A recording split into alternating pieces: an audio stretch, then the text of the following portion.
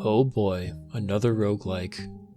Hello, I'm LegoBro, and this series is all about checking out some of the Minecraft community's custom maps. Today we're looking at Deep in Dungeon by Mr. Kiziel. He describes it as a challenging roguelike map inspired by the Binding of Isaac. Let's start by looking at the map's builds. The builds were quite simple, but played into the combat relatively well. For example, there were cobwebs that served as an obstacle for both the player and enemies. The rooms were paired with the mobs so that you knew exactly what to expect from each room to the next. Also, the use of a resource pack helped spice up the rooms just a little bit more. To review, the builds were very simple, there was textures, and it paired with the gameplay. Score: 4 out of 10. Now let's look at how unique this map was. Roguelikes are usually differentiated by the items and abilities that you can acquire in them. This is also the case in Deep in Dungeon. There are many fun items to collect that boost your power, and each item is powerful in its own sense. However, there were a lot of repeat items. For example, several items gave additional health or speed or damage. I did feel like the enemies were a little bland and they could be more unique. I would recommend looking into more ways to make enemies a different challenge rather than a simple melee kill. Also, having different classes is a very common part of roguelikes, and the classes in Deep in Dungeon felt pretty similar to the normal loadouts. To review, there were many items, but many of them had a repeated use. The enemies were quite simple, and the classes weren't anything too crazy. Score: 5 out of 10. Moving on to the third category, which is how fun the map was. I'm not the biggest fan of roguelikes because I'm just bad at them, but I still had fun in this map.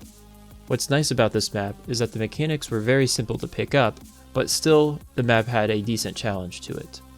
Somehow I beat it on the second try, so I don't think it is as difficult as it might claim to be.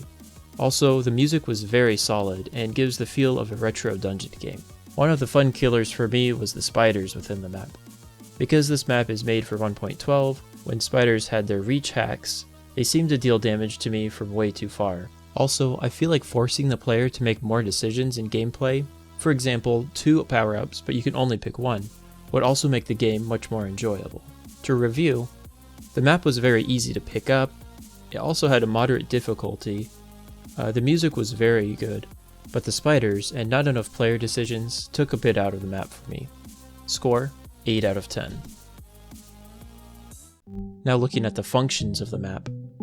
Well, as mentioned earlier, this map was made for 1.12, although earlier versions were made in 1.11. Seeing the random generation and other mechanics in an earlier version proved that it has a pretty solid underlying mechanics. I think a little more could have been done in terms of visuals, for example using particles, and also picking up items with shift worked fine for hearts but felt clunky for the coins. Another minor gripe I had was the piston sounds every time you entered a room.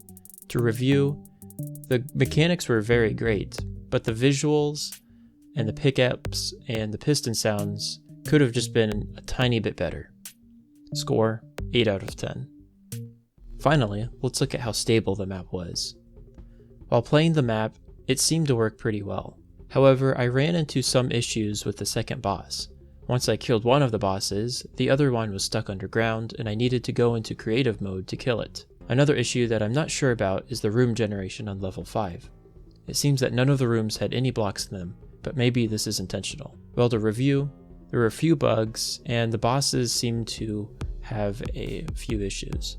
Score: 8 out of 10. That brings us to an overall score of 6.6 out of 10. I think Deep in Dungeon is a very decent map, and I would recommend trying it out on your own. It is quite simple in terms of builds and isn't all that unique, but the other factors definitely make up for it. Thanks to Mr. Kiziel for making the map. If you would like to submit your own map for review, check the link in the description below.